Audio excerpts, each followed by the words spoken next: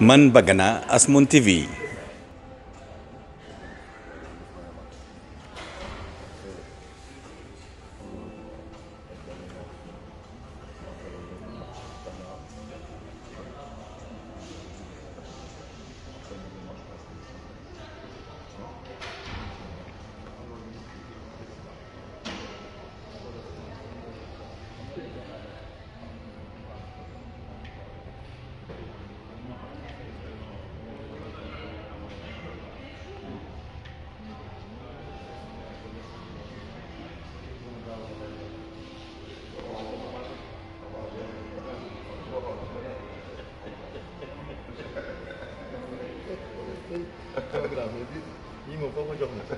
Non de problème.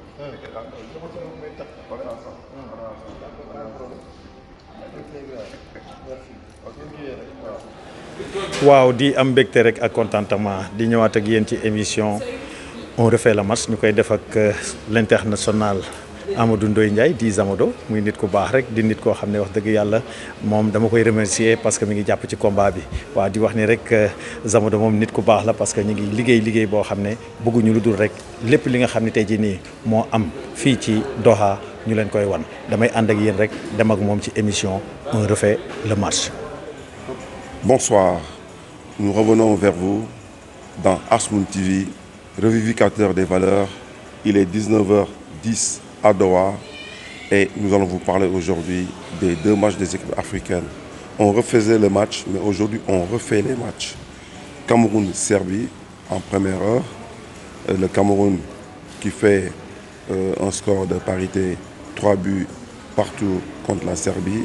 Et en deuxième match du jour, le Ghana qui prend le dessus sur la Corée du Sud par 3 buts à 2.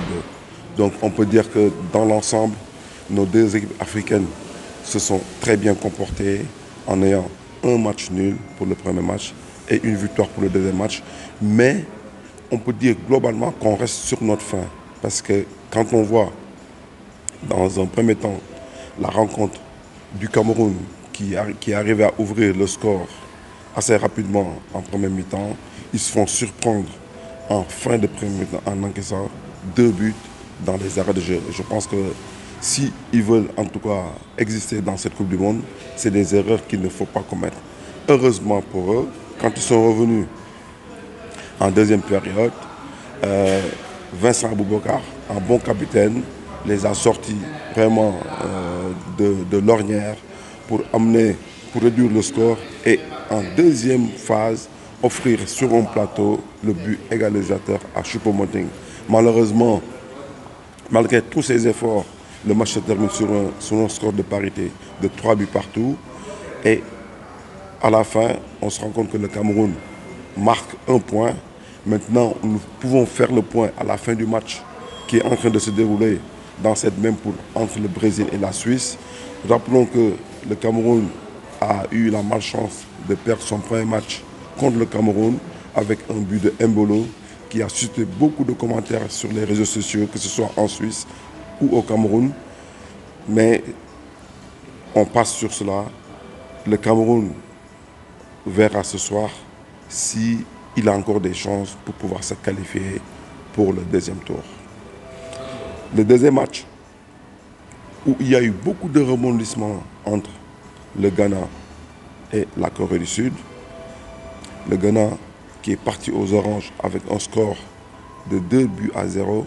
Malheureusement, en deuxième mi-temps, en ayant joué trop bas, ils se sont exposés sur des coups de boutoir de Son Min-sun qui, avec des coups de boutoir, a réalisé 2 super buts de la tête.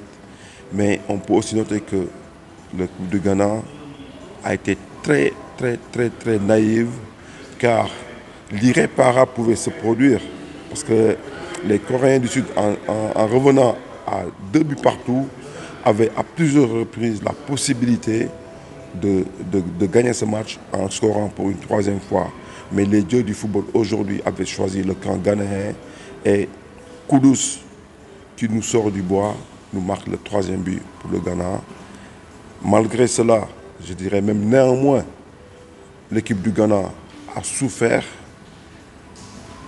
Très difficilement, ils ont fini.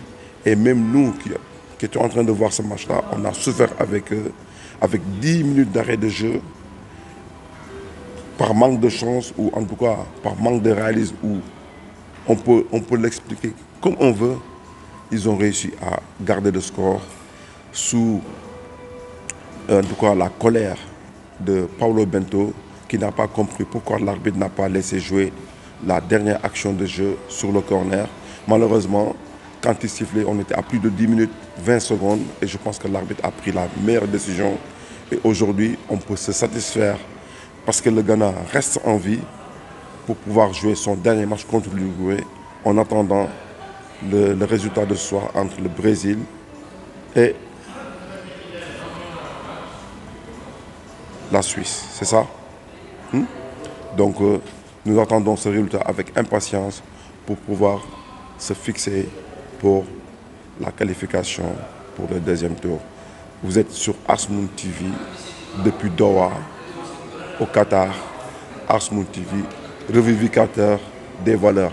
Fii lay xewee fii la mburu bi di tàngee da leen ñu déglu da leen ñu seetaan parce que chaque jour dinañ leen indil lu bees sa bees ci kaw sa kanam. waaw mbégte rek ak contentement waaw ñu leen di wax ne rek gis ngeen liggéey bu rafet bi nga xam ne tey jii nii ñu ngi koy def ak l'ancien international Amadou Ndoye Ndiaye di Zamado rek waaw muy nit ku baax comme ni ñu leen di wax rek ci émission on refait la match. Gis ngeen information yi nga xam ne tey jii nii génn na ko tamit muy ci côté équipe Cameroun bi seen gardien de but bi gis nañ tamit sanction bi ñu def ci moom muy ci génne ko ci groupe bi waaw loolu muy nekk rek loo xam ne exemple rek lay doon ci ñëpp parce que lépp loo gis rek discipline daf ci war a am ñu am ci contentement ak mbégte rek doon def ak yéen émission on refait la match dañ leen di jox rek dig daje ci beneen émission incha allah muy suba après match Sénégal di ñaan nag yàlla sunu borom may ñu ndam lu sedd guy ci kaw Équateur.